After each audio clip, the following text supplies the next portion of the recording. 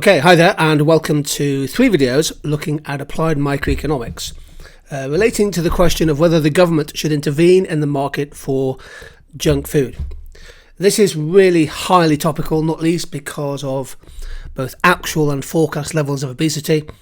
It's predicted by the World Obesity Federation that just over 250 million children will be obese by 2030, staggering increase even from 2020.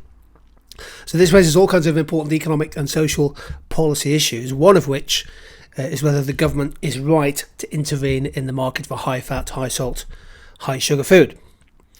Well, this first video will quickly look at what is government failure. It's a key concept, a key topic that's really important if you want to score high marks in your A-level economics papers.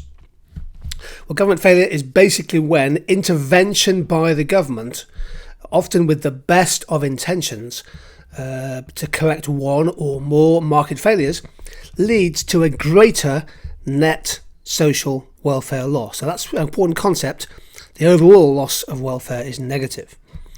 And it's also when the costs of intervention to correct a market failure exceed the benefits. So you can express government failure in several ways.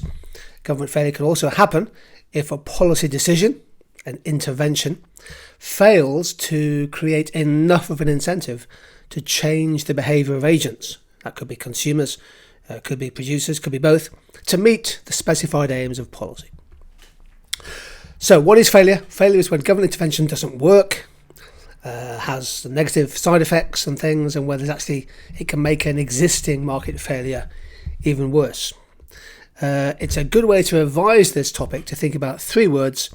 Government failure can happen when policy is ineffective, it's inefficient, and crucially, very important, it's inequitable. It creates imbalances between winners and losers and may affect certain groups disproportionately.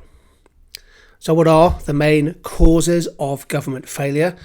Economists who favour less government often pinpoint these factors. This is just a selection. There are probably more than this, but one of the causes of failure can be if there's an inequitable impact. In other words, it can increase inequality, particularly if a policy has a significant impact on lower income families and households. The cost of compliance and implementation relative to the benefits could be high. Thirdly, a policy nearly always has at least one possible unintended consequence which the policymakers hadn't thought of, hadn't factored into their discussions before implementation.